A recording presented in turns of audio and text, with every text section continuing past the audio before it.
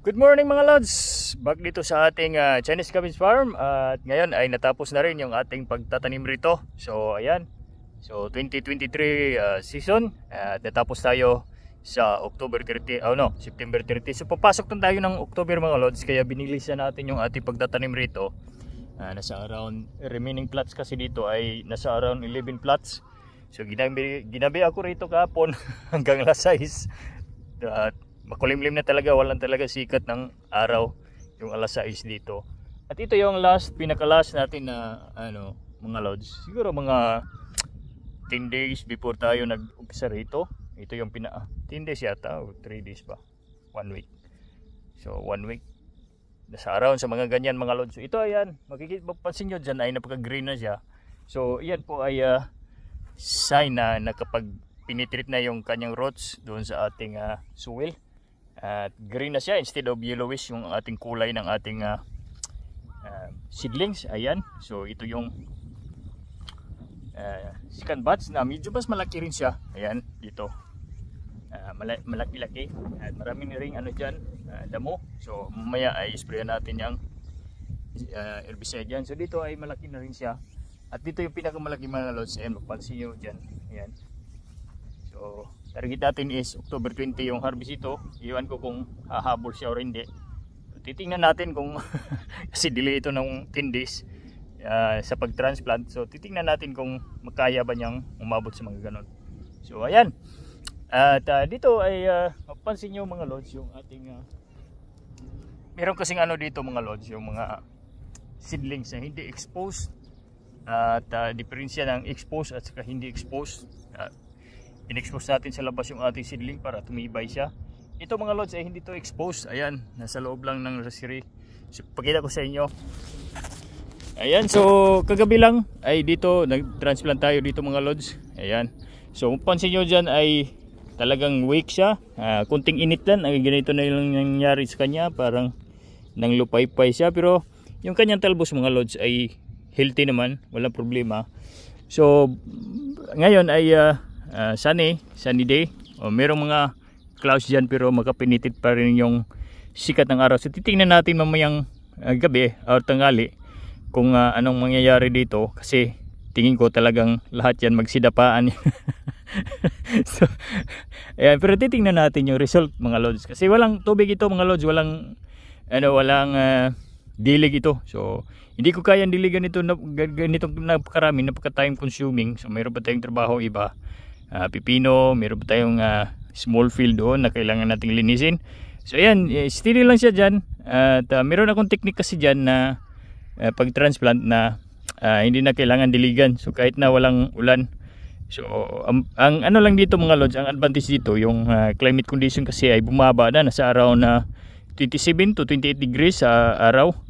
At sa gabi ay nasa 23 degrees. So napakalamig sa gabi, kaya yung niya dito, yung kanyang soil dito ay mahirap nang evaporate yung yung kanyang moisture doon sa ilalim ng soil mga lods, nasa ilalim ng plastic mulch.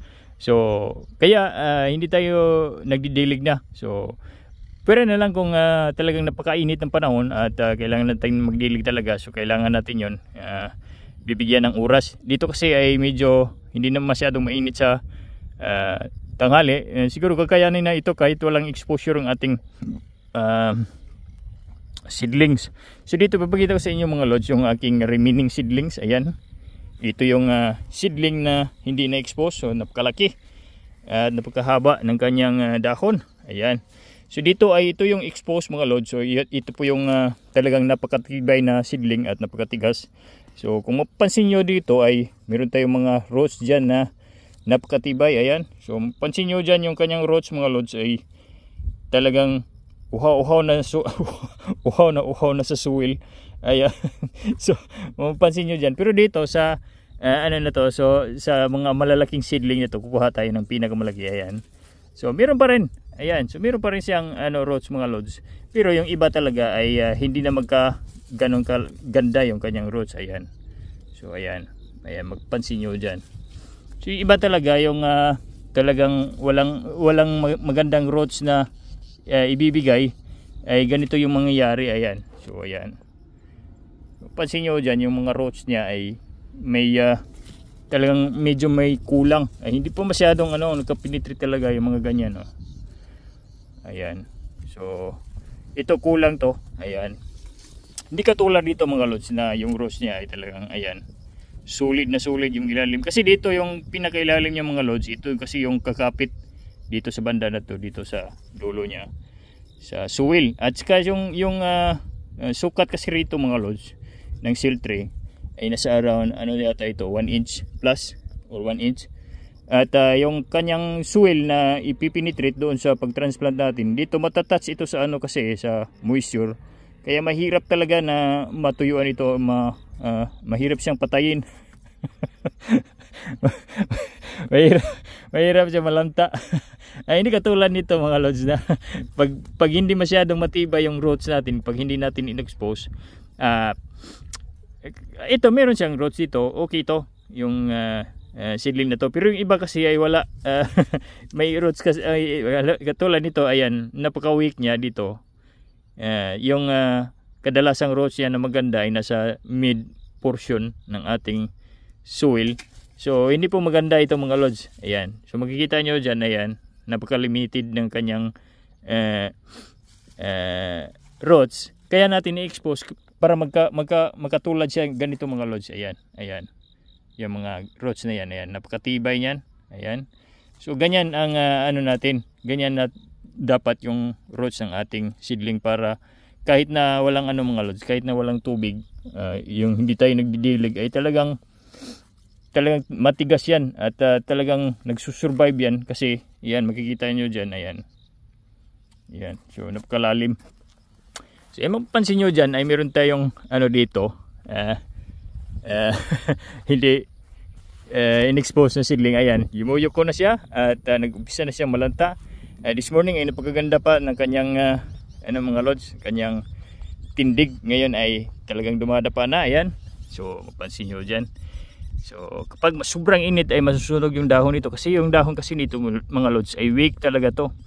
So yan yung tips natin for today, yung ating seedling na hindi exposed ay talagang yung pag natamaan ng init yung kanyang dahon ay talagang masusunog yan. At dito ay kahit na ganito siya mga lods, at pagdating ng gabi ay yung iba tumatayo, yung hindi nasunog na dahon, pero yung iba ay hindi. So ibig sabihin ay malaki yung chance na survivability ng kanyang puno kapag nakasurvive. Anyway, kahit na masunog yung dahon mga lods, ang importante kasi dito yung talbos niya, ayan, na hindi matuyuan yung ating yung ating seedling at yung talbos niya ay makasurvive sa kahit anong init. Ayan, so ganyan, napakalinis ng kanyang talbos. Ayan, so walang epekto yung init sa talbos niya, pero yung kanyang dahon kasi yung dahon nito ay hindi to expose, kaya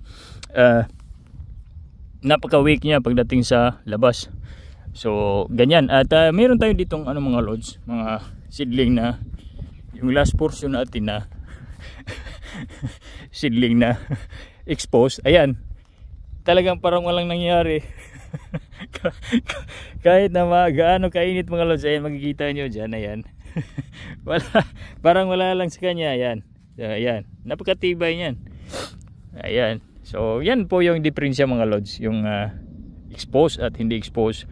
So ito yung line na to, kaya ko nilagyan tiniran ko yan ng exposed na seedlings kasi ito kasi yung matatamaan ng hangin at matatamaan ng init na temperatura dito sa side na to.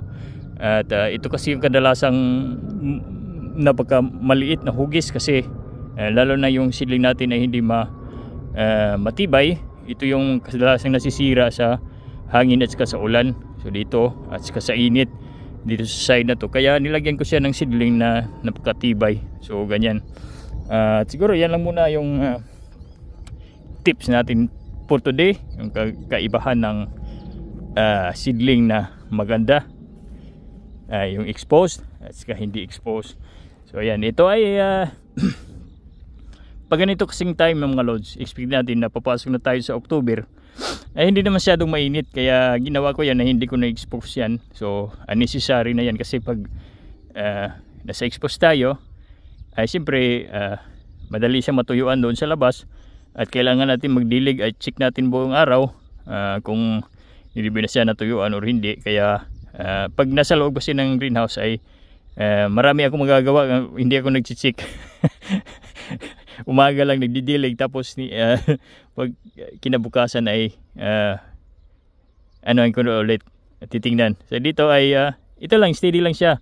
Titingnan natin later on kung anong mangyayari dito kasi yan, dumadapa na kasi siya. So ibig sabihin yan ay natamaan na siya ng init ngayon. So kahapon ay wala siyang ano kasi napaka-healthy na yung kahapon pag tinanim natin. Parang ganito pa siya mga lods. Kaninang umaga, ganito. Pero ayan, natamaan na siya ng init, ganyan na siya. So ayan, at yan lang muna siguro yung update natin for today mga lods sa ating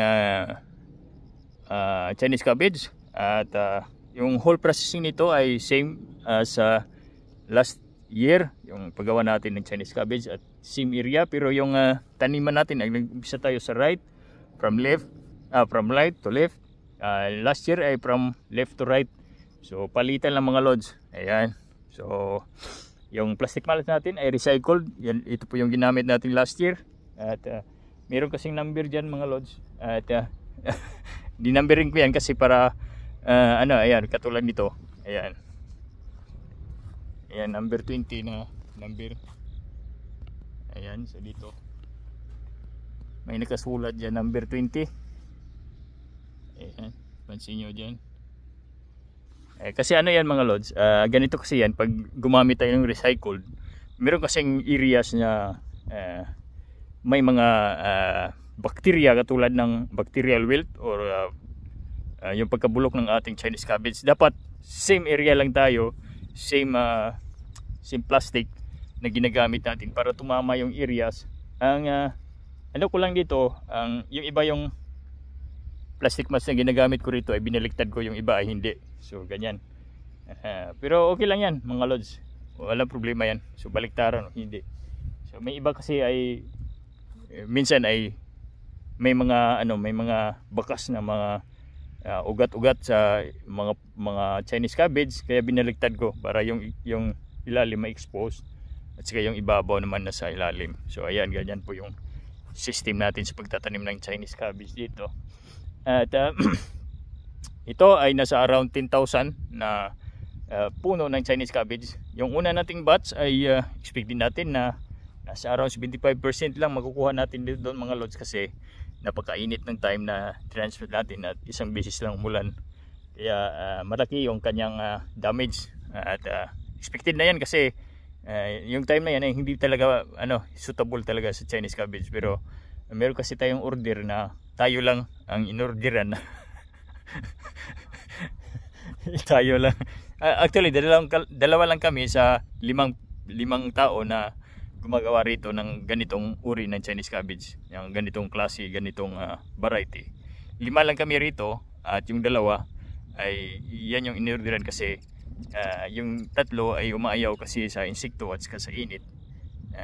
Madalas kasi malaki yung damage nila kasi hindi masyadong mga lods, hindi pa masyadong talaga sa Chinese cabbage. Kaya dito 2 lang kaming inorderan. So ayan, so kahit na umayaw rin ako rito mga lods this season, gusto ko sanang i-delay. Mid-September na ako magtatanim, kaso talagang nakiusap naman. So ayan, pinagbigyan natin. So malaki talagang damage, talagang hindi kaya sa 25% ay malaki na yon mga losses. So ayan, gastos malaki sa man hours at saka yung soil at saka yung preparation natin mga lods, malaking bawas yon. So okay lang kasi naman sila nagbibigay ng parang compensation rin. Ang tawag ba doon? Dividend. O ayan, nagbibigay sila ng dividend sa mga maagang nagtatanim. So ayan, dito ay titingnan natin in the next few days. At siguro yan lang muna yung update natin for today mga lods. See you guys in the next one. Bye bye.